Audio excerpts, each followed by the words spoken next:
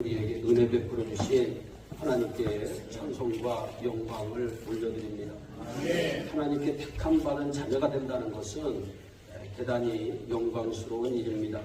그 능력의 힘이 큰 것이 사람에게 있지 않고 하나님께 있기 때문입니다. 그럼 하나님의 택함을 받은 성도들은 어떤 은혜를 받은 사람들일까? 첫째, 누가 나를 택했는가를 아는 은혜입니다.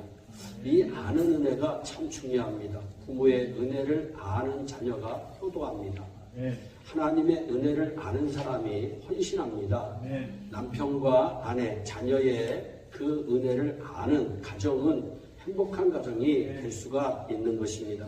내가 하나님께 쓰임받기 위해서는 이 아는 은혜가 분명해야 합니다.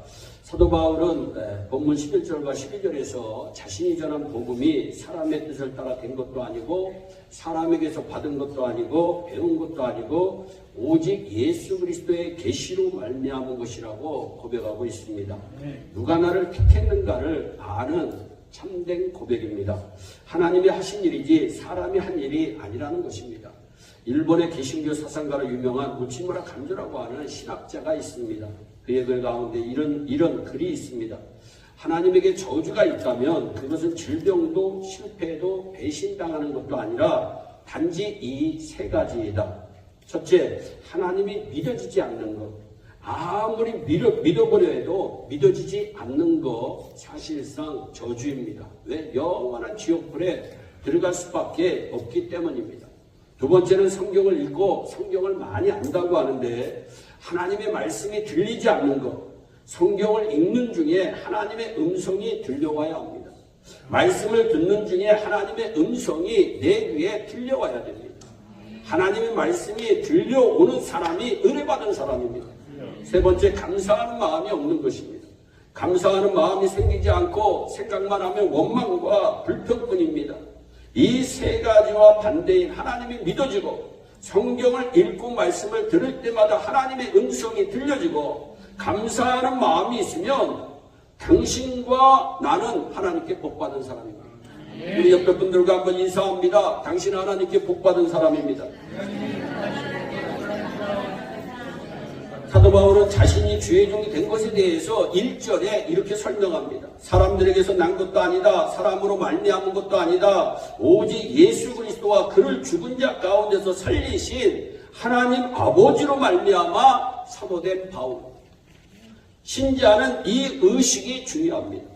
우리 역시 이렇게 고백할 수 있어야 합니다. 나는 부족한 사람이지만 나를 택하신 분은 나의 하나님이시다. 하나님께서 나를 부르셨다. 이러한 고백이 우리에게 있어야 합니다. 한 번은 어떤 교우가 목사님에게 질문합니다. 목사님 왜 모든 것을 아시는 하나님, 전지하신 하나님, 무소불능하신 하나님께서 왜 자신을 배반할 줄 아는, 자신을 배반해서 팔 줄 아는 가룟유다 같던 그 사람을 택했습니까? 그거 이상하지 않습니까, 목사님? 대답 좀 해보세요. 그 말을 들은 목사님은 잠시 생각하시더니 나는 그것보다 더 이상한 것이 한 가지가 있네.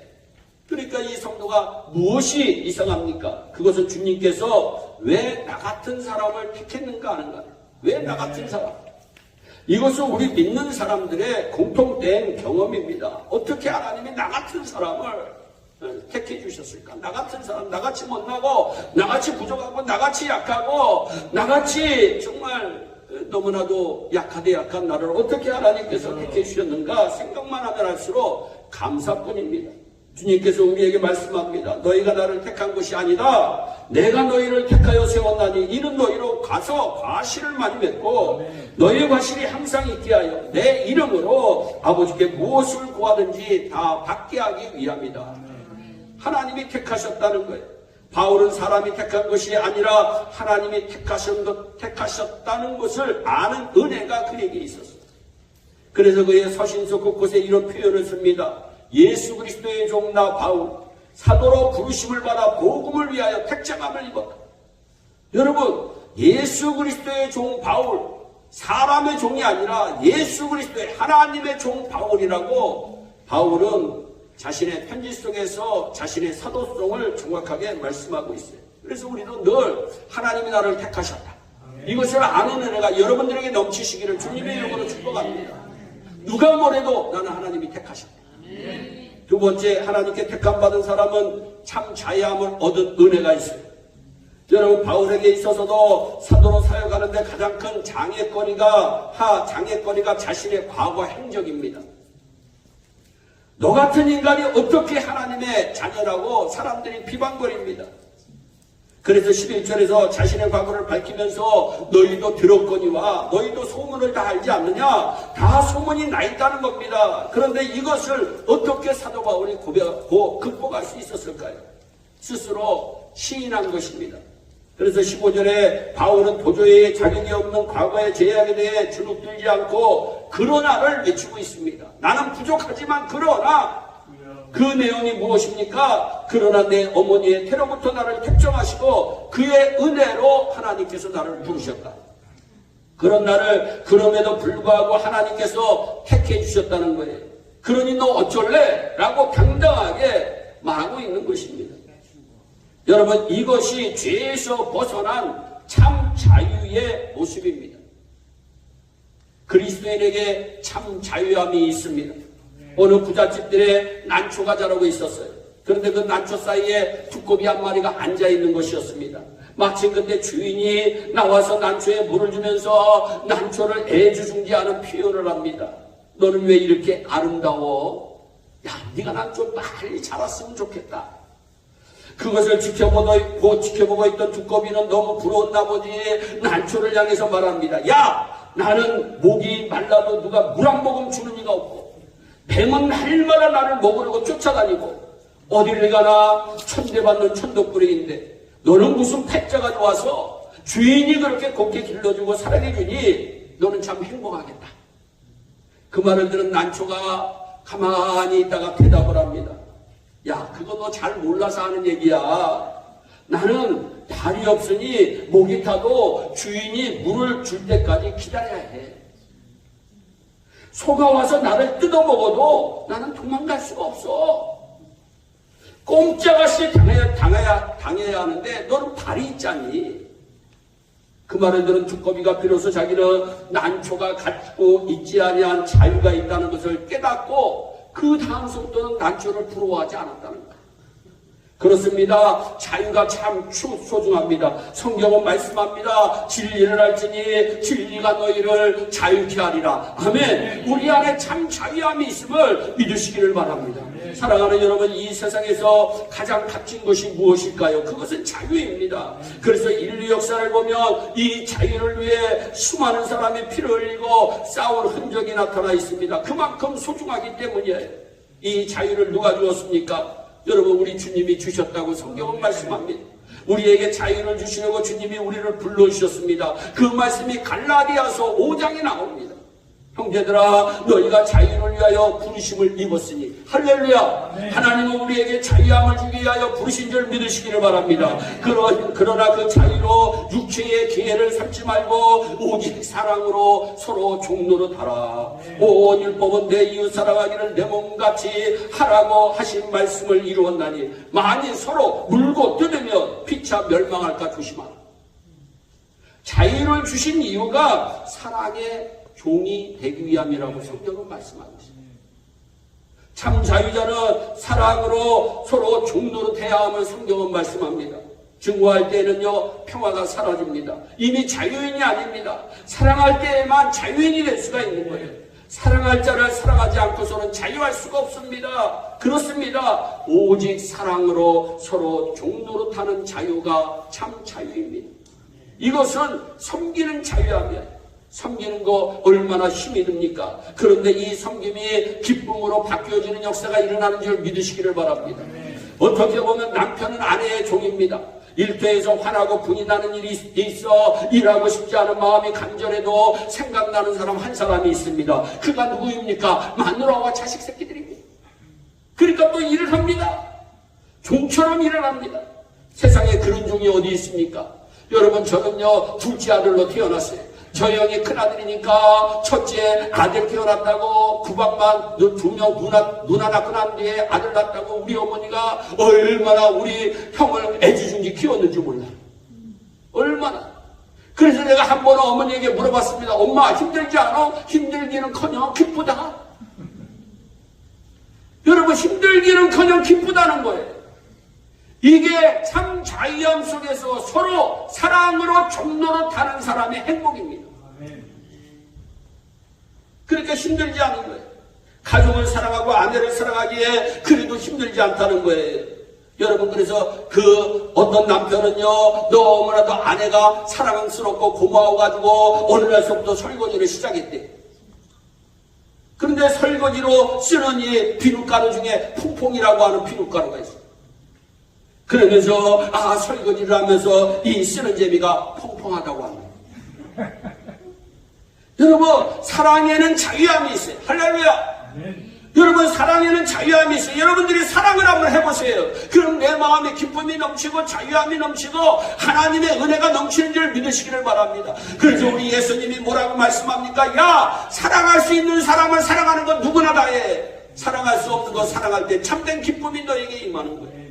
근데 우리는 사랑할 수밖에 없는 사람조차도 사랑하지 못하고 살아갈 때가 얼마나 많이 있는지 몰라요.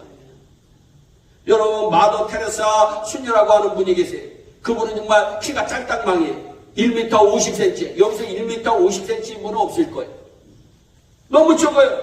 그런데 그녀가 은혜를 받고 난 뒤에 1950년에 동전 몇 푼 가지고 인도의 콜카타, 지금 예전에는 캘커타, 지금은 콜카타라고 하는 단어로 그 지역명이 바뀌어졌더라고요. 콜카타 도착해서 사랑의 성교회를 세우고 죽어가는 사람들의 눈을 감기면서 사랑을 베푸는 중에 수녀가 4,000명이 생깁니다. 고아원이 517개가 세워집니다. 123개 국가에 610개의 성교단체가 세워집니다. 가난한 사람들을 위한 병원이 생기고 에이즈 환자를 위한 호스피스가 생기는 역사가 일어납니다. 이것을 보고 미국 상하 양원이 그분을 모셔다가 연설을 듣고 미국 명예 시민권을 씌워야 합니다. 그리고 전 세계적으로 노벨상을 줍니다. 그리고 그분이 죽었을 때 많은 사람들이 그분의 죽음을 애도하며 인도 정부가 주관해서 장례식을 치릅니다. 전 세계가 그분을 추앙하고 애도합니다. 어떻게 그분이 그런 일을 할 수 있었을까요? 그것은 주님이 주신 사랑 때문입니다. 누가 그분에게 인도의 콜카타 지역으로 가라고 얘기한 적 없어요. 여러분, 그래서 주님이 나를 위해서 죽으신 그 희생 때문에 나도 희생의 삶을 살 수가 있다. 오직 예수님의 사랑 때문이에요. 참으로 예수님의 사랑을 증거할 때 테레사 수녀야말로 참 자유인이 된 것이에요. 참 자유인은 사랑으로 봉사하는 사람인 줄 믿으시기를 바랍니다. 우리 그리스도인은 자유인인 동시에 종이 되어야 해요. 사도 바울은 오직 사랑으로 서로 종노릇하라고 얘기하고 있어요. 그래서 아내들이 여러분 이제 나이가 먹으면 여러분 툭툭 나오는 말이 있어요. 나 이제 종노릇 안 할 거예요. 이건 여러분 성경적으로 반대되는 얘기예요. 끝까지 종노릇 해야 돼요. 성경은요, 여러분 내 마음대로 종노릇 하지 않으면 안 돼요. 죽을 때까지 종노릇 해야 돼요. 남편은 아내에게, 아내는 남편에게. 여러분 서로 종노릇 하라고 성경은 우리에게 말씀하고 있어요. 그래서 우리가 우리의 언어가 복이 되어야 됩니다. 할렐루야. 여러분, 우리의 언어가 복이 돼야 돼. 나 이 일 정말 하기 싫어. 그러면 그 일 보기도 전에 싫어집니다. 신기해요. 사람의 마음이라는 거예요. 여러분, 그런데 15절에 뭐라고 얘기합니까? 만일 서로 물고 먹으면 피차 멸망할까 조심해라. 그렇습니다. 망하는 거요 참 쉬워요. 교회도 망하는 거 쉽고, 가정도 망하는 거 쉽고, 사업도 망하는 거 쉽고, 다 쉽습니다. 어떻게? 서로 물고 찢고, 여러분 먹으면 피차에 망합니다. 여러분, 한 명이라도 져야 가정이 살지, 여러분 계속 찢고 먹으면 망할 수밖에 없어요. 결국에 헤어질 수밖에 없어요. 성경에 다 나와 있기 때문입니다. 그래서 피차에 망할 일 하지 말고 부디 서로 사랑으로 종로로 탐으로 자유함을 누리며 사는 우리 모두가 되기를 주 예수 그리스도의 이름으로 부탁합니다. 세 번째는 하나님께 택함받은 자는 새로운 사명을 향한 부르심의 은혜가 있어요. 여러분, 그러므로 택함을 입은 사람은 새로운 사명감으로 충만하게 되어 있습니다. 바울이 깨달은 것이 있어요. 놀랍게도 이방의 예수를 전하게 하기 위해 자신을 하나님께서 택하셨다는 것을 깨닫습니다. 그래서 16절에 그의 아들을 이방에 전하기 위하여 그를 내 속에 나타내시기를 기뻐하실 때 그는 자기와 다른 생각을 가진 그리스도인을 용납할 수 없었던 사람입니다. 그들을 죽이거나 감옥에 보내야 속이 편한 사람이 사도 바울이었어요.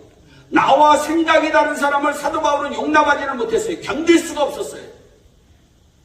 자기와 다른 신앙을 가진 사람들을 견딜 수 없을 정도로 용납할 수 없었던 사람이 사도 바울입니다. 그런데요, 놀라운 사실 한 가지를 깨닫습니다. 그것은 자기도 이방인과 다를 바 없는 죄인이었다고 하는 사실을 깨닫습니다. 시대만같이 훌륭한 성도를 죽게 만들었고 죄 없는 순수하고 착한 성도들을 감옥에 가던 용서받지 못할 죄인이 자신이라는 것을 깨닫는 거예요. 예수를 핍박한 죄인입니다. 그런데 하나님께서 그런 죄인인 자기를 택하셨습니다. 그렇다면 이제까지 자기가 개들로 취급한 자기와 너무 다른 이방인들도 하나님께서 사랑하시는 대상이라는 것을 깨달은 것입니다. 다른 것이 틀린 것이 아니라고 하는 사실을 깨닫게 된 것입니다. 여러분, 다른 것이 틀린 게 아닙니다. 다른 것을 서로 인정해 줄 때 그 공동체에 평안함이 넘치는 줄 믿으시기를 바랍니다. 모두가 각각 하나님께 택함을 받을 하나밖에 없는 소중한 존재들이라고 하는 인식입니다. 여러분 생각해 보세요. 오늘 여러분 우리 여성들도 어떤 분은 이렇게 머리 헤어스타일, 어떤 분은 저렇게 헤어스타일이니까 좀 이쁘지. 똑같이 여러분 라면같이 다 볶아가지고 앉아봐 있어. 다 볶아가지고 앉아봐 있어봐요. 그럼 제가 볼 때 이게 꼭 라면 생각만 나지 무슨 생각이에요. 근데 어떤 사람은 스트레이트로 풀어주고 어떤 사람은 단발머리를 해주고 어떤 사람은 쪽머리로 해주고 어떤 사람은 그냥 좀 머리를 길게 해주고 하니까 보는 재미도 있죠. 할렐루야. 그러니까 무슨 얘기냐, 다르다고 하는 것은 나쁜 게 아니라는 거예요. 다르다고 하는 것은 아내가 좀 다른 것 같아요. 다른 건 나쁜 거 아닙니다. 우리 자녀가 좀 달라진 것 같아요. 달라진 건 나쁜 거 아닙니다. 성장하기 위한 과정이죠. 여러분, 그래서 우리는요 이럴 때 있어요. 우리 부모님들의 잘못, 저희 모든 자녀들이 똑같이 공부 잘하기를 원해요. 모든 자녀들이 다 훌륭하게 성장하기를 원해요. 그것은 여러분 욕심입니다. 자기도 그렇게 못 컸잖아요. 자기도 그렇게 못 크면서 내 자녀는 그냥 똑같이 공부 잘하고 똑같이. 여러분 이 세상에 의사만 다 있다고 생각해 보세요. 먹고 살기 힘들어요. 여러분 하나님은요 여러 종류의 사람들로 통해서 다 이 세상에 조화롭게 평화롭게 아름답게 살아갈 수 있도록 복을 내려주신 줄 믿으시기를 바랍니다. 그것을 사도 바울이 깨달은 거예요. 저 이방인들, 내가 욕하던 저 이방인들도 나와 똑같은 죄인이구나. 하나님이 사랑하시는 존재이구나. 그래서 그는 이방인들을 위한 사도로 자처하게 됩니다. 그래서 주님은 아나니아라고 하는 성도에게 사도 바울을 소개할 때 이렇게 얘기합니다. 주께서 이르시되 이 사람은 내 이름을 이방인과 임금들과 이스라엘 자손들에게 전하기 위하여 택한 나의 그릇이다. 사도행전 9장 15절. 바울은 하나님께서 자신의 과거의 모든 실수와 죄를 이용하여 자기를 이방인을 위한 사도로 만들어 주신 것을 깨달은 거예요. 우리 하나님은 우리의 실수, 우리의 죄, 우리의 모든 것을 다 사용하셔서 여러분 우리를 택한 그릇으로, 여러분 하나님이 원하시는 그릇으로 만들어 가시는 줄 믿으시기를 바랍니다. 그래서 사도 바울은 그 사실을 깨닫고 난 뒤에 택하심 받은 하나님의 은혜가 너무나도 감사해서 그 일에 자신의 생명을 바칩니다. 그래서 나의 달려갈 길과 주 예수께 받은 사명을 위해서는 나의 목숨을 조금 더 귀한 것으로 여기지 아니하노라. 그가 이렇게 감당할 수 있는 것은 하나님께서 주신 부름의 상을 받았기 때문이라고 성경은 말씀하고 있어요. 이것이 택함 받은 자의 은혜입니다. 택하신 은혜를 알고 우리 모두 감사하며 삽시다. 서로 사랑하며 살아봅시다. 베푸신 은혜에 감사하며 보답하는 우리 모두가 되어서 주님 오시는 그날에 잘했다 칭찬받는 축복에 귀한 주인공들 되시기를 주 예수 그리스도의 이름으로 축원합니다. 기도하겠습니다.